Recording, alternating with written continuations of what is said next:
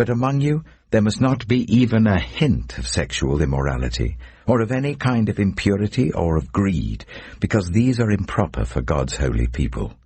Nor should there be obscenity, foolish talk or coarse joking, which are out of place, but rather thanksgiving. For of this you can be sure, no immoral, impure, or greedy person, for such a person is an idolater, has any inheritance in the kingdom of Christ and of God. Let no one deceive you with empty words, for because of such things God's wrath comes on those who are disobedient. Therefore do not be partners with them. For you were once darkness, but now you are light in the Lord. Live as children of light. For the fruit of the light consists in all goodness, righteousness, and truth. And find out what pleases the Lord. Have nothing to do with the fruitless deeds of darkness, but rather expose them. It is shameful even to mention what the disobedient do in secret. But everything exposed by the light becomes visible, and everything that is illuminated becomes a light. This is why it is said, "Wake up, sleeper, rise from the dead, and Christ will shine on you." Be very careful then how you live, not as unwise, but as wise, making the most of every opportunity because the days are evil.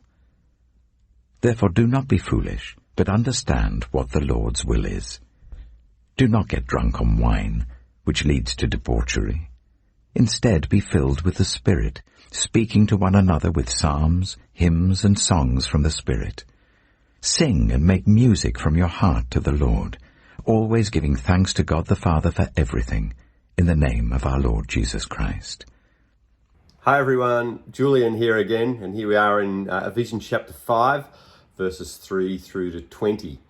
And this section is really marked by a lot of contrasts, and the Apostle Paul in his writing loves using contrast. So there are 10 contrasts that I can see in this passage, and it starts with, it can make this passage sort of feel quite negative, because it starts with 7 negative things that later get contrasted out with positive. So not even a hint of sexual immorality. And like it's just zero sexual immorality, zero impurity, which is a fairly broad sort of phrase, but the next one's quite specific. Zero greed, not even a hint of greed, not even a hint of impurity. And it's important with those 3 things to really keep in mind that whilst we might want to highlight sexuality as one of the big issues of it that Paul is really strict on, and that's true, he's strict on any kind of impurity. He's strict on obscenity.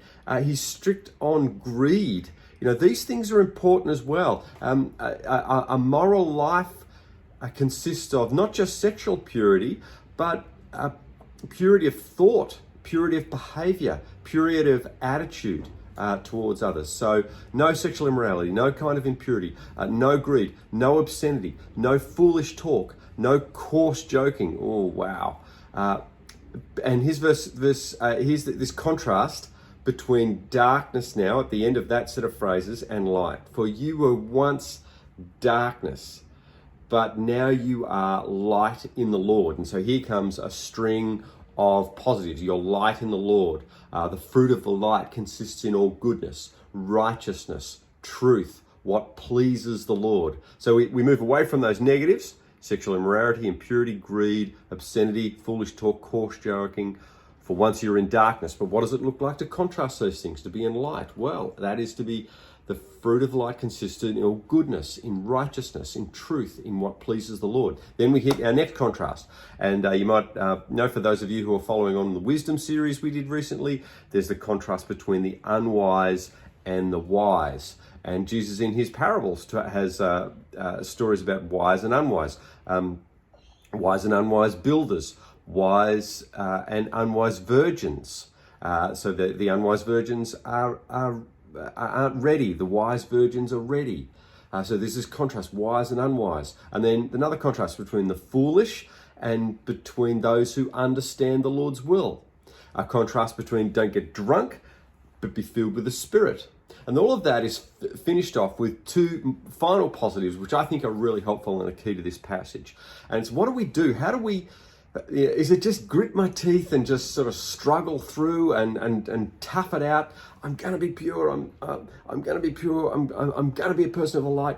I'm not going to do all those bad things. No, there's this encouragement by Paul. This is something that we work on together. Speak to one another with psalms, hymns, and songs from the Spirit. Sing and make music from your heart to the Lord, and always give thanks to God, the Father of everything. Fellowship with each other is crucial and important to us remaining pure in the Lord, to us moving away from the darkness and towards the light, from us moving away from being unwise to being wise, from us moving away to being foolish to being people who understand the Lord's will, for us moving away from being drunk to being filled with the Spirit. This is something we do together. We encourage each other.